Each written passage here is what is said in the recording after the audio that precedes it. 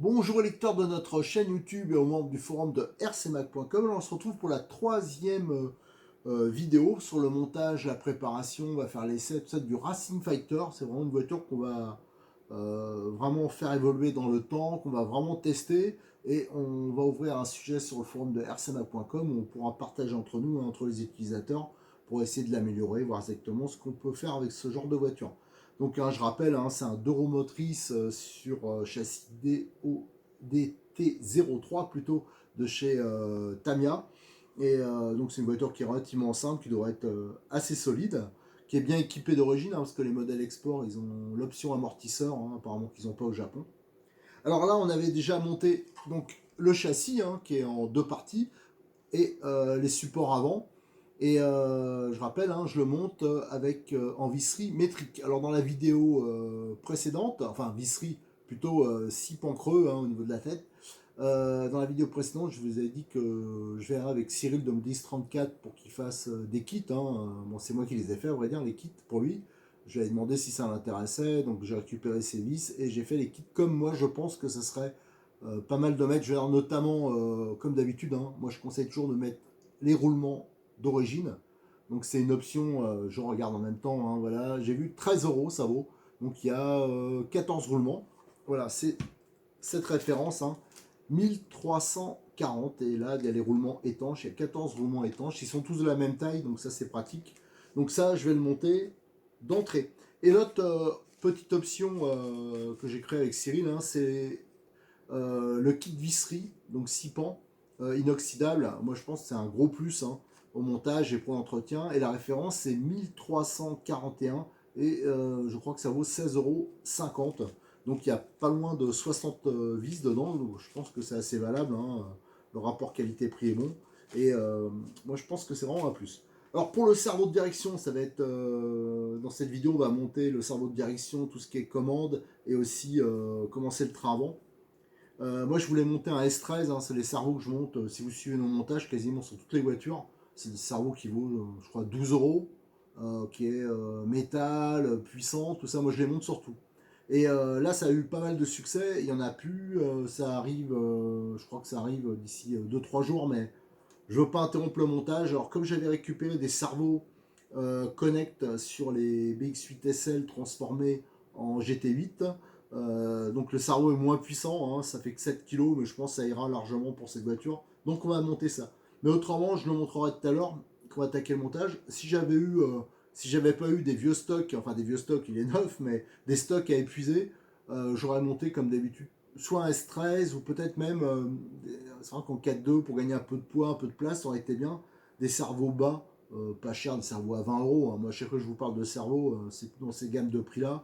Les S9 ou les S12, ça on verra après. Et pour la radio, pareil, je fais de la récup. J'avais une radio depuis un moment à tester. Alors vous connaissez peut-être ce type de radio, c'est des radios qui sont démontables. La batterie, d'ailleurs c'est des petites batteries, petites piles dedans. Et vous avez la radio, elle peut se démonter en deux parties. Donc ça c'est pratique parce que moi des fois je prends le scooter pour aller tourner. Donc et voilà, hop, on enquille comme ça et on a la radio. Et moi, comme je suis gaucher, je pilote avec des radios de droitier à l'envers comme ça. Et pour moi, c'est pratique, qu'il n'y ait pas un socle ni rien. Donc je vais la tester. Le seul truc que je regrette, il y a bien sûr les trumes, il y a 3 voix sur ce type de radio. Et le truc que je regrette, c'est qu'apparemment, on ne peut pas régler le débattement. Alors ça m'embête un peu. Mais bon, on va tester cette radio qui est avec ce micro-récepteur qui est un 4 voix apparemment. Bon, et c'est des radios qui sont vraiment pas chères. Alors Cyril, il voulait, ça fait un moment qu'il les a en stock, mais il les a jamais commercialisés pour l'instant parce que la plupart du temps, s'il a un petit doute, il préfère me confier un exemplaire, je teste et je valide ou pas. Il veut éviter d'être emmerdé. De toute façon, même avec des produits confirmés, on est parfois emmerdé, mais alors avec des produits en plus qu'on connaît pas du tout, c'est encore plus risqué. Allez, go, on attaque le montage donc du cerveau de direction.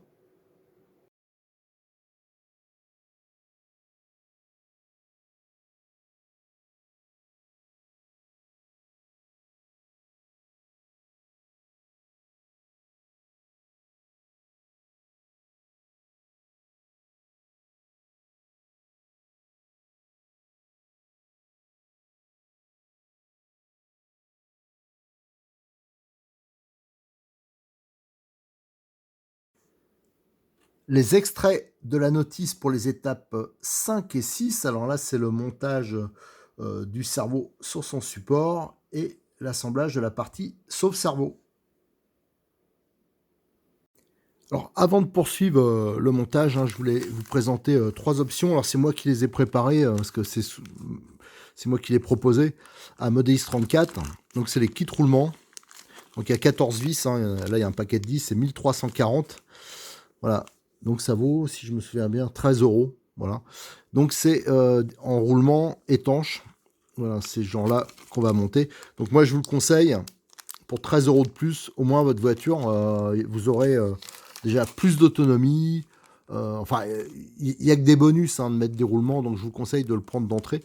Et un autre kit qui a été créé, que je lui ai fait par rapport aux vis que je vais utiliser lors du montage. Alors là, il en manque 5-6 parce que j'ai pas encore mis celle du différentiel, parce que je suis pas arrivé à cette étape-là. Faut que je fouille dans toute sa visserie, ce qu'il a, qui sera le mieux adapté. Mais voilà, ça fait tout un sachet. En tout, il y en a quasiment 60. Voilà, et ça, si je me souviens bien, ça vaut 16 €. Alors là, on a les pièces nécessaires au montage de l'étape 5 et 6, les deux étapes qui concernent le montage du cerveau. Donc le support, ici, il y a la partie, j'ai dégrappé. Alors je retire, hop, je chope, ouais.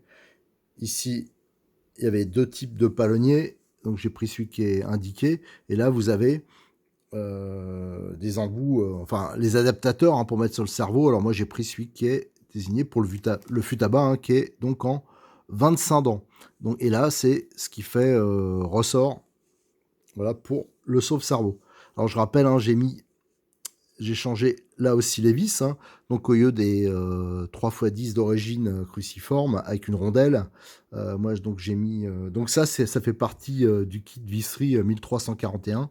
C'est des vis tête bombée avec la rondelle intégrée. Ça c'est parfait pour fixer des cerveaux. Voilà, et là on a les petites rotules avec des petites vis. C'est des Nistop de 2, je crois. Ouais, c'est ça, c'est du 2 mm. Voilà, donc on va pouvoir procéder à l'assemblage. Alors pour le choix du cerveau, je l'ai déjà dit, c'est un cerveau de récupération. Mais si j'avais vraiment rien eu à monter, j'aurais pris donc soit un S13 qui me paraît bien adapté parce qu'il vaut 12 €, c'est une douzaine d'euros, il est pas cher. Après, si on veut mettre un peu plus performant, ça sera surtout au niveau de la vitesse. Il y a les cerveaux comme les bas, vous voyez, qui sont plus bas, comme ceci. Voilà, ça c'est vraiment des cerveaux qui sont adaptés au 1/10. Déjà, on va commencer à monter le moteur sur son support. Alors, on voit qu'il y a un sens. Sur la notice, c'est bien indiqué. Voilà, ici, c'est plat. Là, il y a un petit déport. Donc, c'est dans ce sens-là que ça se monte. Hop. Et le tout. Je regarde déjà si ça tombe bien en face. Ouais, nickel. Vous allez voir avec ce type de vis, c'est vraiment pratique. Voilà, comme ça, parce que ça élimine la rondelle. Les rondelles, quand on démonte, on arrive toujours à les perdre. Et en plus, je trouve que esthétiquement, on va passer à fond pour qu'on puisse le bouger, l'ajuster pour que ça soit bien centré. Alors, ils mettent que 2 vis. Bon, c'est vrai qu'on pourrait en mettre 4, mais je pense que ça suffit largement. Tout maintenant, ça va être de le centrer au mieux. Parce que je pense qu'une fois, on va voir déjà si ça bouge. Mais c'est vrai que quand on met des cerveaux plus petits, l'avantage, bon, déjà il y a un gain de poids. Bon, de toute façon, on peut pas bouger tant que ça. Alors c'est sûr que s'il n'est pas centré, le problème c'est qu'on va avoir, si on règle les biellettes de direction de la même longueur, la direction elle va être décentrée. Ça va pas être. Alors faut vraiment s'assurer que c'est voilà, juste là qu'il y a un peu. Donc ça c'est pas évident parce qu'on le fait à l'œil. Il faudrait avec le régler éventuellement. Donc je suis allé chercher le jeu de cale. Donc un jeu de cale, pour ceux qui ne connaissent pas, ça permet par exemple de régler les culbus, d'autres choses aussi. Donc il y a des cales de différentes épaisseurs, donc je vais utiliser ça. Et moi je suis tombé à peu près 70, j'ai vu, il fallait que je mette la 0,2. Voilà, en faisant comme ça permet de voir si c'est identique des deux côtés. Ouais, ça rentre bien gras des deux côtés. Une fois que j'ai trouvé la bonne épaisseur de cale, donc c'est parfaitement centré. Et vous voyez, je viens de rectifier d'avance sur les kits de visserie. J'ai rajouté deux vis comme ça, donc tête bombée avec la rondelle intégrée, parce que je trouvais quand même qu'avec, pour pas que ça bouge, deux vis, ça paraissait light. Je vois pas pourquoi il n'y en a que deux. Alors peut-être que j'aurai une surprise après en faisant le montage qu'il fallait laisser deux vis libres. Mais je préfère mettre quatre parce que j'ai pas essayé avec les vis d'origine, mais normalement avec les vis métriques, ça justement ça bloque un peu plus. Et je trouvais que ça bloquait pas au niveau serrage. Je trouve que les trous étaient trop grands quoi.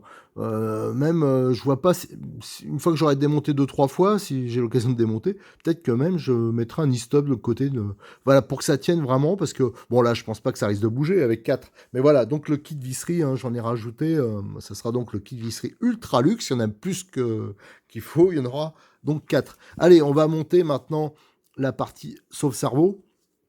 Alors là, c'est tout petit, hein, il y a un e-stop. Alors sur la notice, ils disent d'utiliser une pince. Bon, ça m'étonne quand même un peu. Ils disent donc de mettre voilà, sur la partie supérieure. Donc là, on voit c'est fendu. Donc on peut utiliser un tout petit tournevis.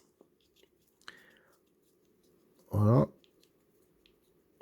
Et de l'autre côté, il y a le petit knee-stop. Il ne faut pas trop serrer parce qu'autrement, le plastique, vous allez le fragiliser et sur un choc, ça risque de péter. À savoir que ça, il y a une option aluminium hein, pour le sauve-cerveau. Alors, eux, ils disent de maintenir avec une pince. Bon, moi, je trouve ça un peu moyen. Alors, moi, je préfère, j'ai la clé qui va bien, c'est du 4-5. Donc, je préfère l'utiliser comme ça. Une pince, ça fait un peu bricoleur. Bon, on est tous des bricoleurs, c'est pas le problème, mais je veux dire, c'est pas tip top. Alors, je serre à peine, hein. C'est vraiment que ça tienne bien parce que je vous dis, hein, le plastique il est très dur. Si jamais vous serrez comme un âne, ça va le fragiliser. Hein. Et sur un choc, surtout qu'on est vraiment à l'extrémité, hein, ils disent d'utiliser le trou le plus haut. Donc j'ai une confiance relative quand même. Voilà. Allez, go. Voilà. Voilà, je vérifie que ça tourne pas quand même trop facilement. Voilà, ça tourne un peu, mais voilà, faut que ça tourne quand même un tout petit peu. Voilà, et donc là maintenant, ce qui reste à monter, c'est la bague. Alors ils disent d'utiliser un... Je pense qu'on peut le faire à la main. Donc là, il n'y a pas de sens. Hein. Donc c'est les sauve-cerveau Tamiya, hein, ça fait des lustres que c'est comme ça. Moi, je trouve que c'est légèrement imprécis. Mais par contre, dans leur genre, il y a pas mal de marques qui ont copié. Je trouve quand même que c'est les Tamiya qui sont les mieux. Hein.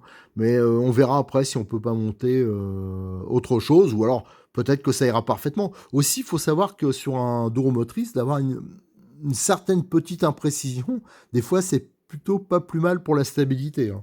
Alors, par contre, sur un 4x4, c'est pas terrible. Mais là, voilà, là c'est pas le problème. Alors maintenant, ce qu'on va faire, c'est maintenant qu'il faut brancher la radio, parce qu'il va falloir monter la partie sauve-cerveau et que ça soit parfaitement au neutre. Donc c'est là maintenant qu'il faut tout brancher. Alors bien sûr, avant, il faudra penser, c'est vrai que j'aurais dû le dire, mais la première chose à faire, c'est de charger la batterie. Comme ça, vous pouvez faire l'opération recentrage. Donc il va falloir tout brancher, c'est-à-dire le contrôleur, le cerveau, le récepteur. Allez, on s'y attaque.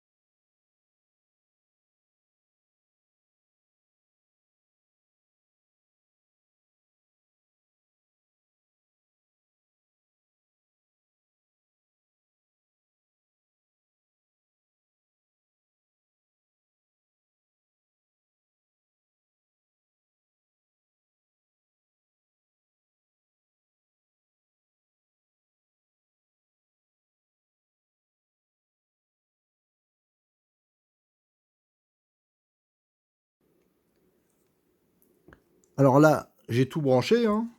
Donc le récepteur, là, c'est un 4 voix. Mais pour l'instant, je suis assez surpris, la petite radio, là. En fin de compte, je pensais que ça servait que pour les trims, parce que de toute façon, c'est indiqué que c'est pour des trims. Et en traficotant un peu, j'ai remarqué que si on braque le volant à fond d'un côté et qu'on joue sur les trims, en fin de compte, ça joue sur le débattement de la direction. Alors ça, c'est, regardez, par exemple, là, je sais pas si vous voyez la tête, ça diminue.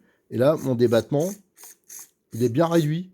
Et je peux en plus le faire droite-gauche, quoi, séparément. Donc ça, c'est... bah, mince, bah, si ça se confirme, c'est quand même hyper sympa pour ce type de radio. Voilà. Voilà, là, je vais tout régler à fond. Voilà. Là, donc là, j'ai le débattement maxi. Donc après, ça me permettra donc de l'ajuster pour pas être embuté, hein, au cas où. Alors ça, quand même, pour une radio très basique, hein, c'est plutôt pas mal. Donc pour l'instant, j'ai plutôt un avis favorable sur cette petite radio. Il faudra voir en roulant, hein. Le vrai test, ça sera en roulant, s'il n'y a pas de problème de portée, parce que c'est quand même... j'avoue, je connais pas, je l'ai pas eu sur des modèles. Donc, va falloir rouler avec. Voilà, maintenant, le neutre, il est parfaitement aligné. Alors, ce qui est bien aussi, c'est que j'ai pas eu besoin de jouer, en fin de compte, le trim au neutre. Je m'aperçois que c'est parfaitement aligné. Donc ça, c'est nickel, hein, parce qu'autrement, c'est vrai que c'est toujours un problème quand c'est un peu décalé, parce que si vous rattrapez au trim, généralement, vous aurez une petite différence de débattement à droite et à gauche, et ça, c'est pas terrible pour les tringleries. Allez, maintenant, on va pouvoir monter, alors c'est dans ce sens-là que ça se monte, on va pouvoir monter, finir de monter le sauve-cerveau.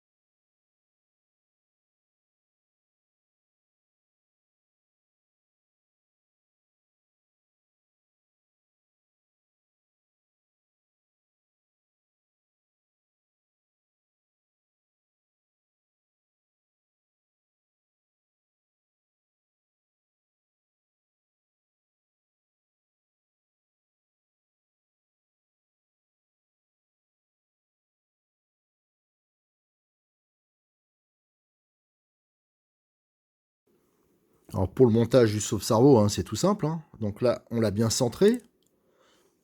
Là, ça monte parfaitement. La petite rondelle qui était sur la même grappe. Et là, on utilise... Donc elle est fournie avec dans le kit visserie, mais vous l'avez aussi chez Tamiya. Je suis pas sûr qu'il le livre. Oui, si, il y a une vis 3x10 qui est livrée. Il y a même des 2 6 par 10. Ouais, alors là, ça doit être plus rare. Moi, personnellement, je mets une micro, mais alors très très peu, un tout petit peu de frein filet. Hop, voilà, ça pourrait être tranquille pour des lustres. Voilà. Voilà, nickel. Donc là, c'est bien monté. Vous allez voir qu'on arrive en butée ici. L'effet sauve-cerveau, hein. Regardez.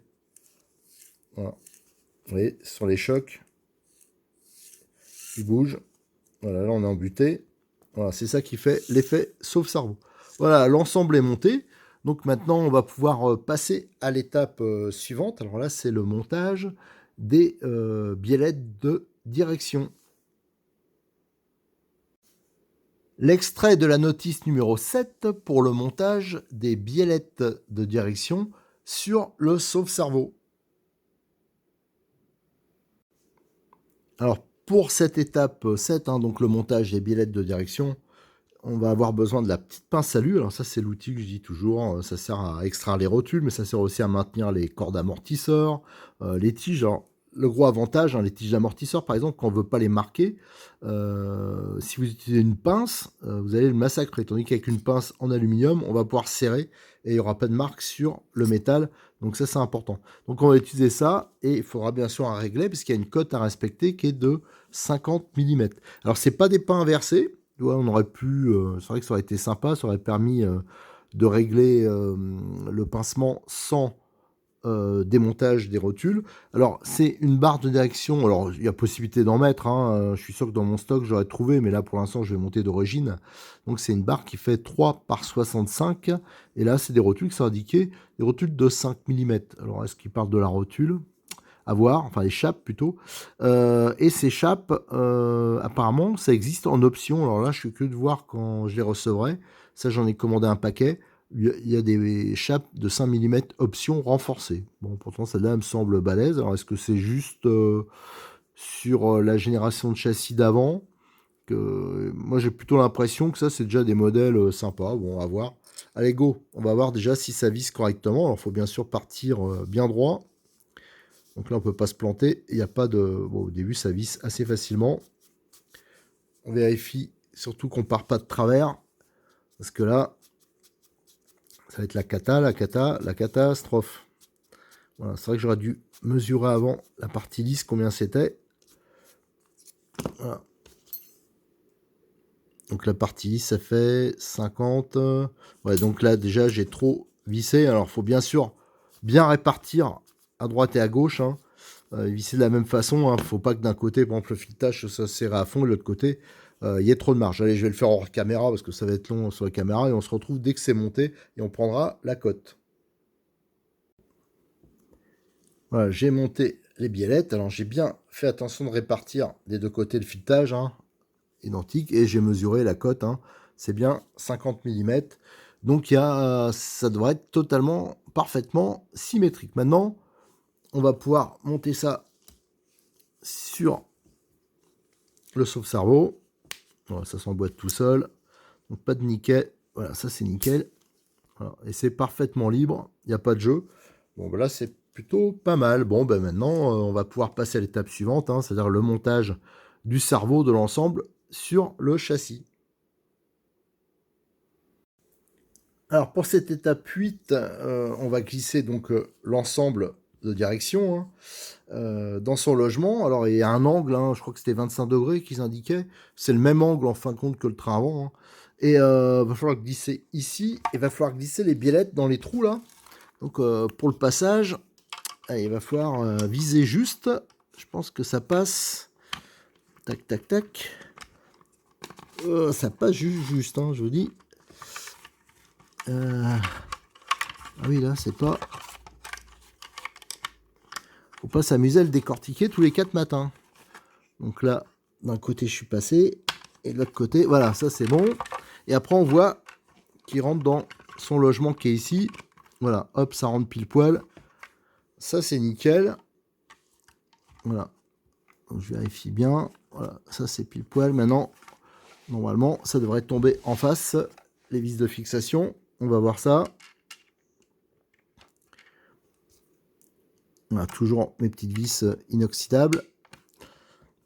Ouais, ça tombe nickel. Bah, ça, c'est bien Tamiya. Voilà. Ça, c'est un peu comme Kyosho. Ça, c'est des marques que j'aime bien monter parce que, généralement,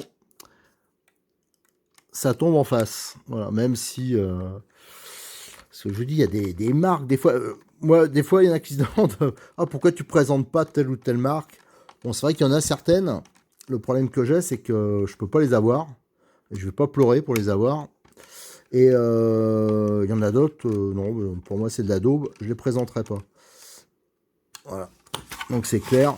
On m'a déjà proposé.